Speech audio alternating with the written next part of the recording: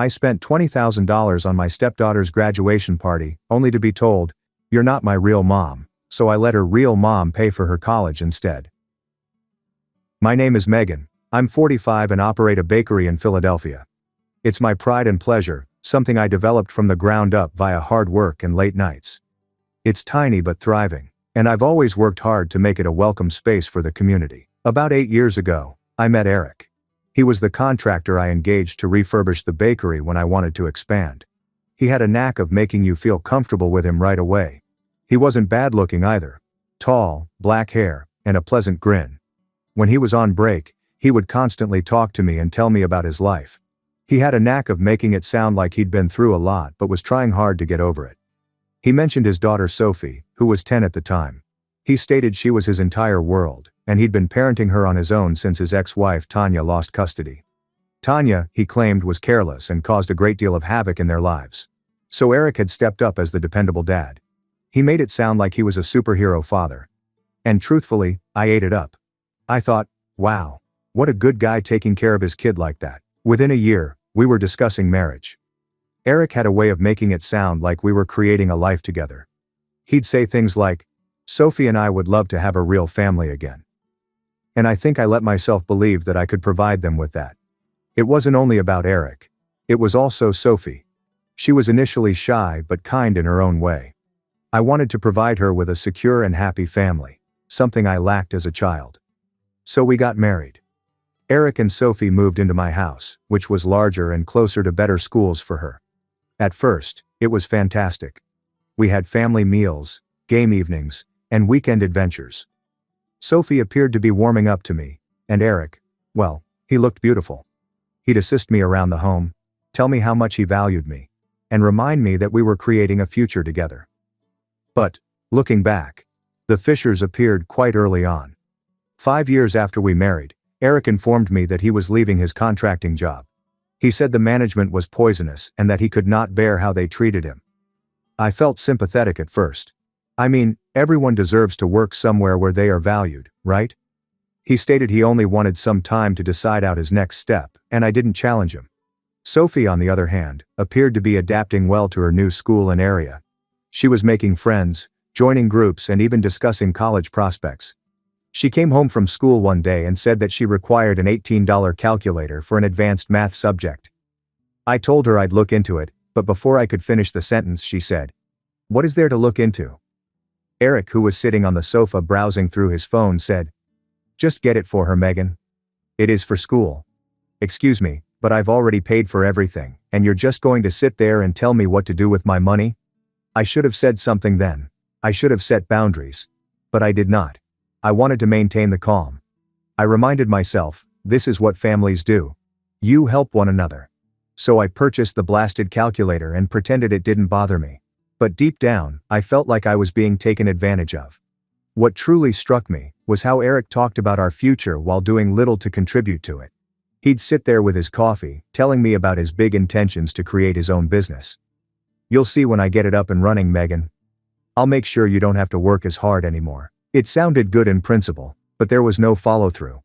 He did not even have a business strategy. It was all chatter. At first I tried to be understanding when Eric quit his job. Everyone goes through hard periods, right?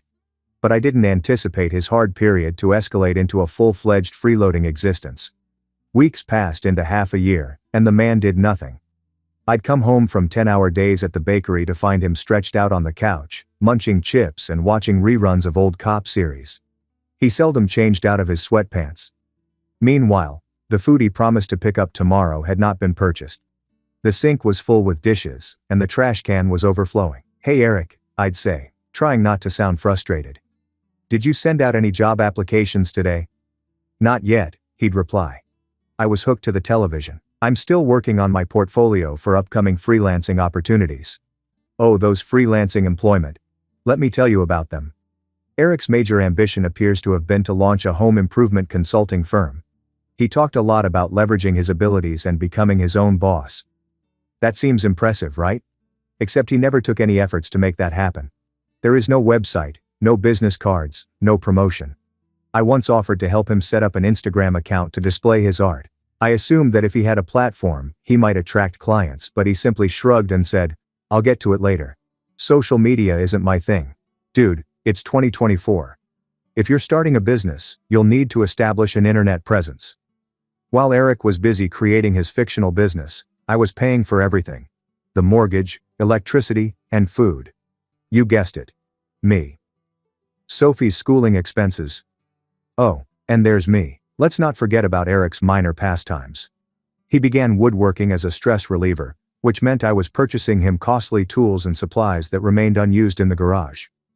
When I returned home from the bakery, I saw a $350 saw in the living room. "What is this?" I inquired, holding up the receipt. "Oh, that's for my new project," Eric explained, barely looking up from his laptop. "I'm going to build a custom coffee table for the living room, Eric." "We already have a coffee table," I explained. "Yes, but it isn't personal, you understand. I want something that represents us." The coffee table was never built. The saw remained in the box for weeks until I moved it into the garage to keep it out of sight. Meanwhile, Sophie picked up on her father's attitude and began acting as if the world owed her as well. Every time she wanted anything, she expected I'd get it for her. She didn't even bother asking Eric, since let's be honest, he was just as broke as she was. "Megan," she began one evening, moving her laptop across the table to face me. "I need this jacket for school. It's for the senior trip." The jacket cost $230. A jacket for a single journey. "Sophie, that's really expensive," I informed her. "Can't we locate something similar for a bit less?" She rolled her eyes so violently that I feared they'd fall out of her skull. "It's mandatory," she responded, as if I were acting ridiculous. "Everyone else is getting one."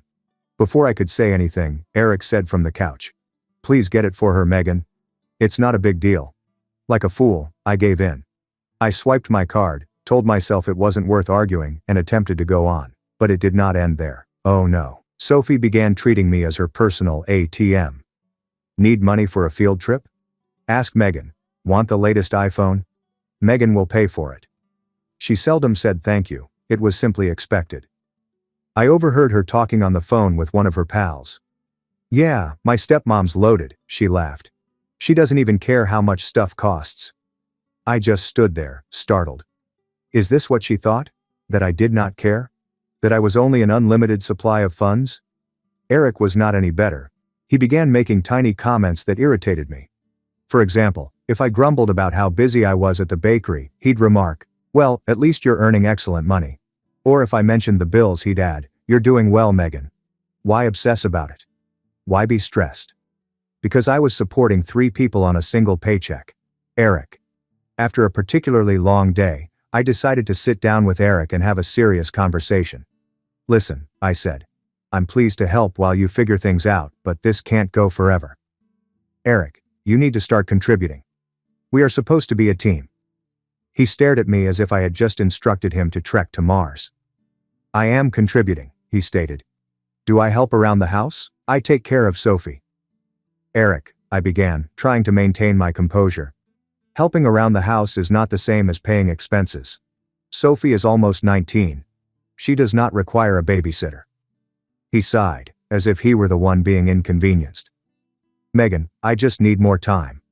You have the bakery. It's not like we're struggling." That was when I understood Eric did not regard me as a partner. He regarded me as a provider, someone who would keep things going while he cruised through life. I decided to give him one final shot. "Okay," I responded. "But you must have a solid plan before the end of the month. No more excuses." He nodded, but I could see he didn't take me seriously. And surprise, the end of the month passed with no plan, employment, or change. I began to feel imprisoned, as if I were bearing the weight of the entire home on my back while Eric and Sophie sat there taking advantage of me. I loved my bakery, but it felt like all of the fun was being taken out of my life since I was working so hard to support 2 people who didn't value me. Looking back, I should have put my foot down sooner. But at the time, I kept telling myself it was only a phase, that Eric would grow out of it, and Sophie would mature and begin acting appropriately. I wanted so strongly for us to have a happy family that I overlooked all of the indicators that it was failing. But things were about to get far worse.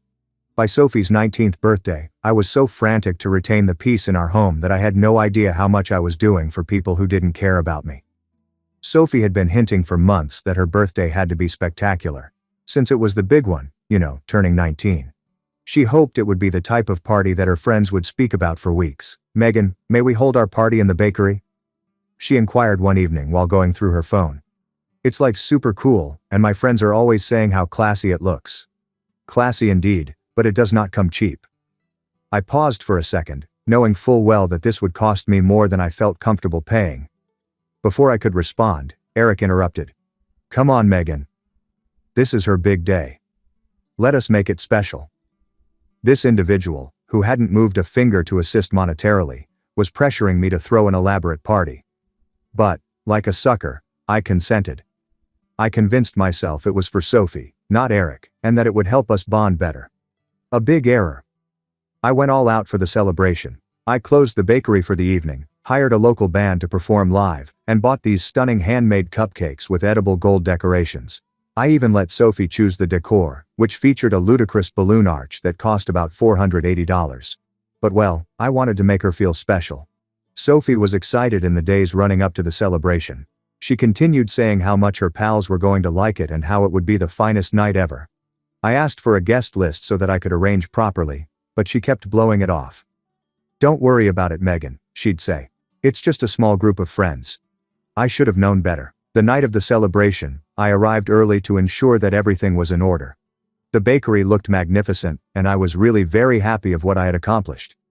Sophie came about an hour later, looking stunning in a luxury outfit I had purchased for her. She looked stunning, and I could tell she felt like royalty. Her friends began to arrive, and the space quickly became crowded, not only with her classmates, but also with strangers I'd never heard of. The situation was chaotic. Kids were rushing about, taking photos and blaring music louder than I was comfortable with. But Sophie appeared to be joyful, so I assumed that was the objective. Just as I was about to relax, Tanya, Sophie's mother, stepped in. I knew it was her the moment I saw her. She had an air of entitlement, as if she owned the area. She was dressed in a garish attire that didn't fit the mood of the party at all, and her lipstick was smeared like she hadn't checked a mirror all night. She walked up to Sophie, arms wide out, and cried, "That's my baby daughter." Sophie stopped for a second, looking anxiously at me, but then hugged her mother as if nothing was wrong. "Mom, you made it," she exclaimed, beaming. "We made it." I had not invited her. I had no idea Sophie had asked her, yet she was there, behaving like she belonged. I tried to be calm, but my heart was racing. I approached Eric, who was standing in the corner, sipping a cola as if he were a guest at someone else's party. "Eric," I asked gently, "did you know Tanya was coming?" He stared at me as though I had just asked him if the sky was blue. "Of course I did," he said. "Sophie told me she wanted her mother here." I didn't expect it to be a big deal. Not a huge deal. The lady hadn't turned up sober to any occasion in years, and now she was in my bakery, crashing a party I had paid for. I was outraged, but I didn't want to raise a scene just yet. I attempted to ignore Tanya, but she made it impossible. She was everywhere, embracing Sophie, conversing with her friends, and loudly sharing anecdotes about how she used to organize similar parties when Sophie was younger. It was frustrating. Then, as if she hadn't made her presence clear enough, she approached my table, where I was seated with Eric and Sophie, and stated, "This is my spot. Move." I glanced at her, trying to understand what she had just said. "Excuse me?" I responded. "This is my daughter's party," she said abruptly. "I am her mother. I should be seated beside her, not you." I looked at Eric, thinking he might join in, but as usual, he simply gazed at his drink as if it were the most intriguing thing in the world. Sophie, who was seated next to us, did not say anything either. She simply looked down at her phone, pretending not to notice. "I'm not moving," I stated firmly. "There are many unoccupied chairs. Feel free to choose one." Tanya's cheeks flushed crimson. "Oh, look at you," she scoffed. "The huge, nasty stepmother who believes she can replace me. Guess what? Money cannot purchase love." Before I could react, she snatched a dish of food from the table and threw it on the floor. The sound of cracking glass filled the room, and everyone stopped talking. It was completely quiet. "Get out," I said, my voice quivering with rage. "You're not welcome here." Tanya laughed as if I had told a joke. "Do you think you can kick me out? You are nothing, Megan. Nothing." I indicated to the bakery security crew that, sure, I had protection because I wasn't naive enough to believe that a gathering full of teens wouldn't require monitoring. They hauled Tanya out as she yelled and raised a scene in front of the entire crowd. Sophie looked ashamed, and Eric remained silent. After Tanya left, the party became tense. Sophie attempted to play it off, but her companions were clearly uneasy. The whispers began. "Did you see her mother? I can't believe what just happened." People departed early, and Sophie barely talked to me for the remainder of the evening. When we went home, I tried to speak with her. "Sophie, I'm sorry about what happened tonight," I said, but she interrupted. "This would not have occurred if you had simply let her sit with us. You made things worse." I couldn't believe what I heard. After everything I'd done to make her birthday memorable, she blamed me for her mother's actions. I looked at Eric, expecting for a response, but he only said, "Let's talk about this tomorrow." After the fiasco that was Sophie's birthday, you'd think Eric would have stepped up and tried to express his appreciation or support. Nope. Instead, he continued to be the most entitled, lazy, and deluded person I had ever known. By this time, I was not even furious. I was utterly exhausted. Mentally, emotionally, and financially. Things reached a new low when Eric decided to help out by taking on some of the home tasks. I thought, finally, he's doing something. But it didn't last long. For about a week he'd periodically clean the dishes or vacuum the living room, but then he complained about how exhausting it was. "This is a lot of work," he grumbled one evening, throwing a pile of laundry onto the sofa. "I don't know how you expect me to do all this and focus on my business." I gazed at him, perplexed. "Eric, I've been doing all of this and operating a business for several years. What exactly are you talking about?" He shrugged. "Yes, but you are used to it. This is new to me." I could not even answer. What was there to say? The individual had an allergy to responsibility. And then there was Sophie. If Eric was a freeloading leech, Sophie was swiftly becoming his protégé. She took up on his attitude and ran with it. She wasn't simply requesting things anymore, she was demanding them. One evening she came downstairs and stated that she wanted new furnishings for her room. She didn't just want a desk or a chair.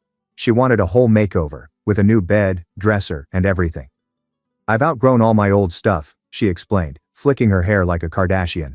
"I need something more mature." "Sophie, we can't afford that right now," I stated firmly. "Maybe we can look at updating a few things next year." Her cheeks grew crimson.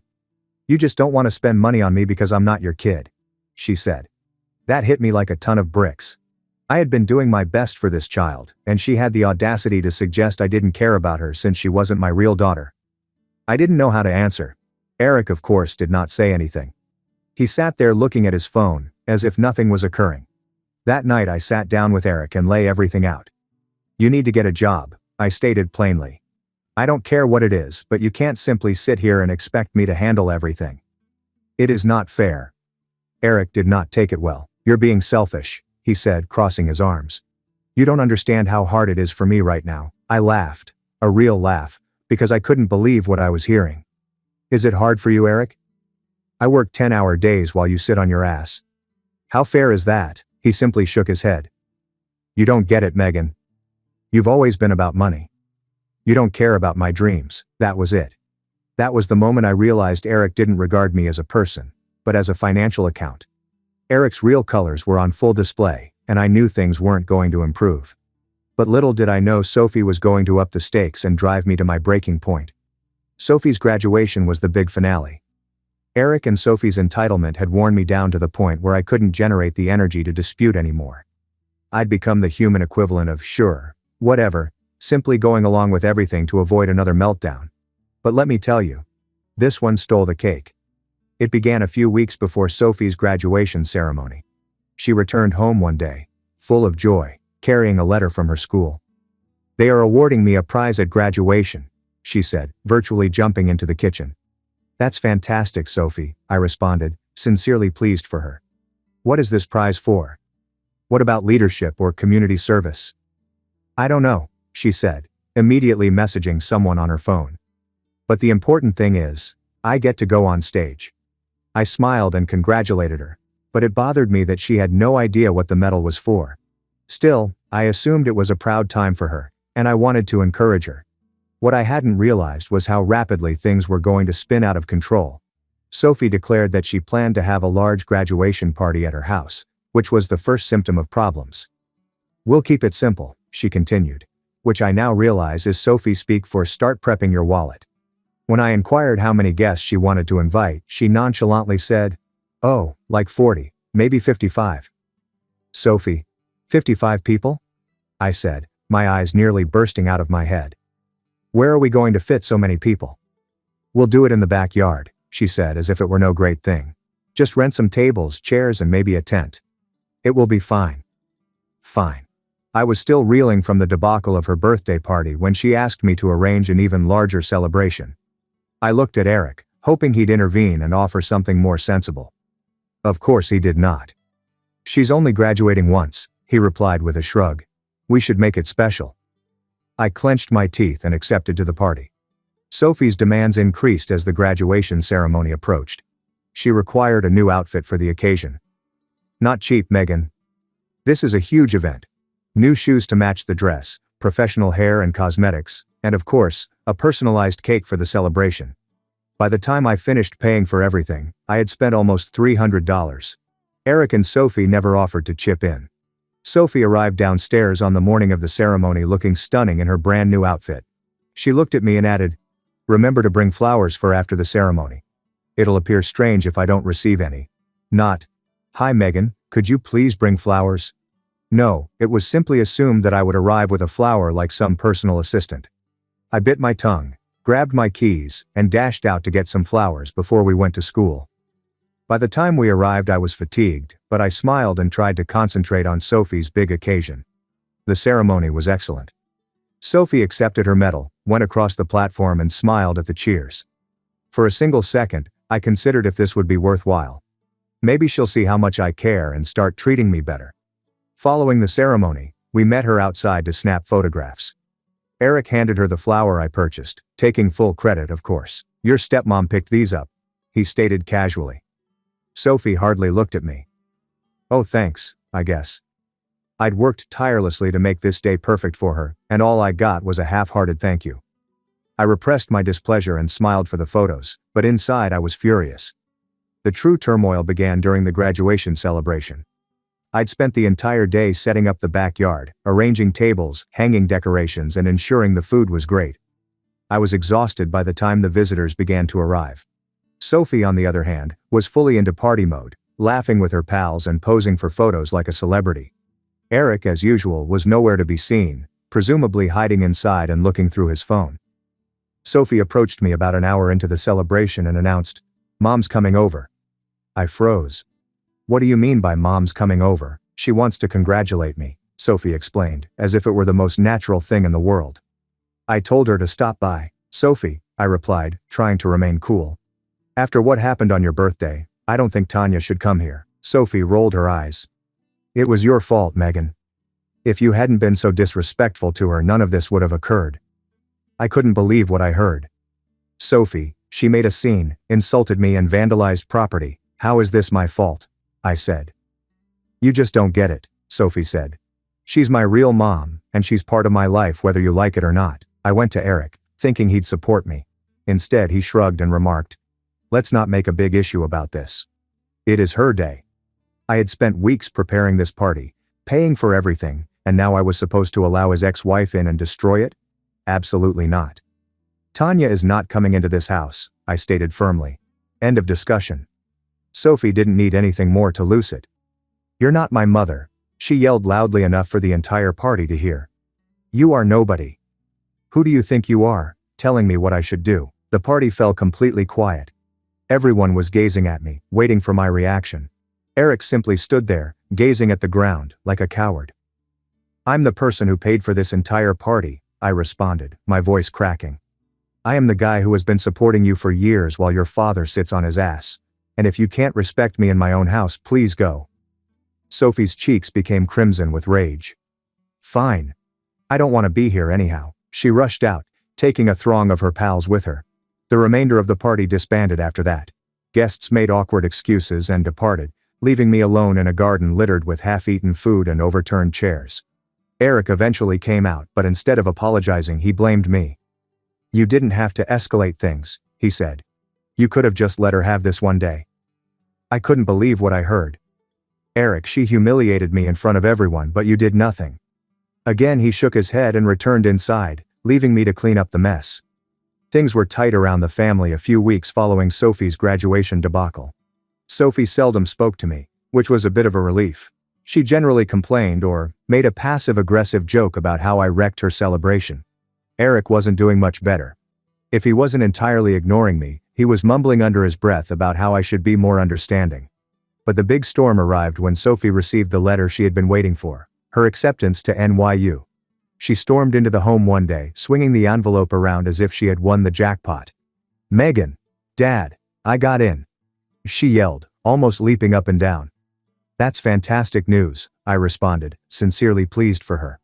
I figured after all the turmoil, this may be a watershed moment. Perhaps she'd start taking responsibility and planning for her future.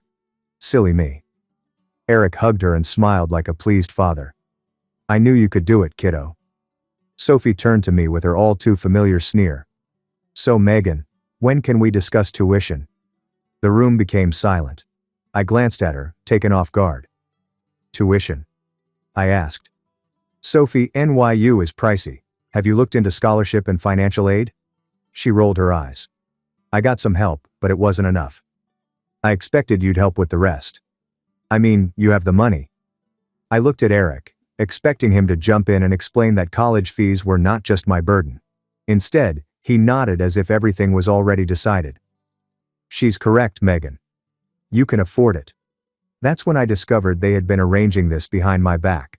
Eric had most likely been giving her the impression that I would just open my wallet, no questions asked, like I always did. But this? Paying roughly $20,000 for a youngster who had treated me horribly for the previous year. No way. "Sophie," I murmured, attempting to keep my voice quiet. "I'm really pleased of you for getting into NYU, but I can't simply write a blank check for your tuition. Have you considered finding a part-time work or looking for additional scholarships?" Her cheeks grew crimson. "A job? Are you serious? How am I meant to focus on school if I am constantly working?" "Plenty of students work while they're in college," I said. "It's a good way to build responsibility." Eric interjected before she could reply. "Come on, Megan. She's only a child. You do not want her to struggle, do you?" "A kid?" I fired back. "She's 19, and let's be real, Eric. She's old enough to know better than to expect me to cover this without even asking." Sophie crossed her arms and stared at me. "You're just trying to punish me because of the graduation party." I looked at her shocked. "Punish you?" "Sophie, this isn't about the party. This is about money. And the fact that you and your father appear to believe I'm an endless ATM. Eric threw up his hands. "Oh, here we go again. Megan, everything you do revolves on money. Life isn't fair," Sophie said under her breath. I turned to her, my tolerance dwindling. "You're correct, Sophie. Life is not fair, but it doesn't mean you can throw all of your duties on me. If you want to attend NYU, you must find out how to make it happen." The conversation did not end there, of course. Sophie went out to her room, slamming the door so violently that the windows trembled. Eric sat on the couch, pouting like an adolescent. For the following few days, the house was a battle zone. Sophie wouldn't look at me, and Eric continued making passive-aggressive remarks about how I was disappointing the family. One night, Eric decided to confront me. "You're being selfish, Megan," he remarked, standing in the kitchen while I cleaned dishes. "This is her future we're talking about." I turned to face him, my hands still moist. "Eric, don't call me selfish. I'm just realistic," he added. "She's your stepdaughter." As if it meant anything. "You're supposed to support her." "She's only my stepdaughter when it's convenient for you," I said. "Every other time, I'm just Megan, the woman who's not her real mom." "Well, not anymore." Eric stared at me as if I had just smacked him. "What is that supposed to mean?" "It means I'm done," I said, wiping my hands on a towel. "I'm done being taken for granted. If Sophie wishes to go to NYU, she may discuss it with her real mother." Sophie returned downstairs the next day with a new tactic. Guilt. She sat at the table, teary-eyed, and said, "Megan, I'm sorry if I hurt your feelings. I didn't mean to make you feel unappreciated." I nearly believed her for a single second, but then she said, "I just think it's really unfair that you won't help me. You've always said you wanted to give me a better future. Isn't this part of that?" I sighed and sat down across from her. "Sophie, I do want you to have a good future, but I also want you to learn how to take responsibility for yourself. Life isn't about expecting other people to bail you out. She sniffled excessively, apparently attempting to turn on the waterworks. I can't believe you do this to me. You're ruining my chances at New York University. No, Sophie, I said. You're ruining them by refusing to take any responsibility.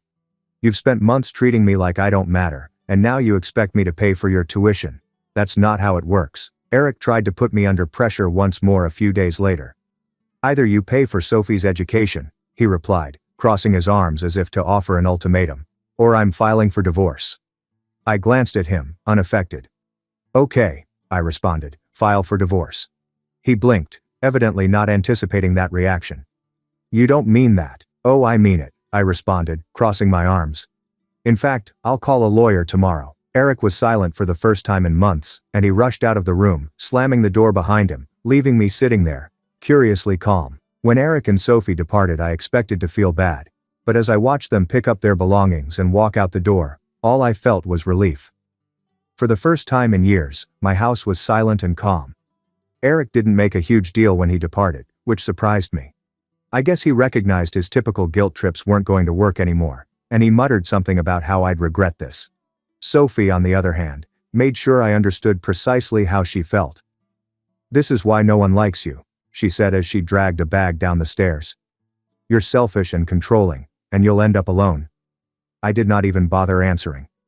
What was the point? She'd already shown how little she valued me, and I wasn't going to waste my time trying to alter her view. Instead, I stood at the doorway, watching them pack their belongings into Eric's car. Eric attempted to challenge the divorce, saying he was entitled to a piece of the bakery, but my lawyer quickly shut that down. Eric was attempting to relaunch his contracting firm, but it wasn't going well. He'd burnt a lot of bridges in the sector, and word had gotten around about his bad work ethic. I heard bits and pieces about them from common colleagues, and they apparently lived in a little apartment across town. Sophie, meantime, had postponed her enrollment at NYU because she couldn't afford the tuition. She was working at a mall, moaning to anybody who would listen about how terrible her life was. Sophie sent me a quick message. I'm sorry for everything. I didn't mean to hurt you. Can we talk? I gazed at the letter for a long time, considering whether or not to answer. Part of me wanted to think she'd suddenly recognized how unjust she'd been, but another part of me knew otherwise. Sophie wasn't reaching out because she cared. She was probably reaching out for money. I opted not to react because I didn't want to reopen that door. Eric tried his luck again a few weeks later, calling me one evening while I was at the bakery working on planning for the second location's grand opening. Hey Megan, he replied, his voice oozing with false sincerity. I just wanted to check in. How are you doing? I nearly laughed. What do you want, Eric? I inquired, getting right to the subject. There was a long delay before he explained why he was calling. I was wondering if you'd be willing to help Sophie out. She's really struggling right now, and I know you care about her deep down. I felt my blood boiling. Eric, let me make this clear. Sophie is not my responsibility. I'm done. If she's struggling, that's on you and her. He attempted to argue, but I wouldn't have it.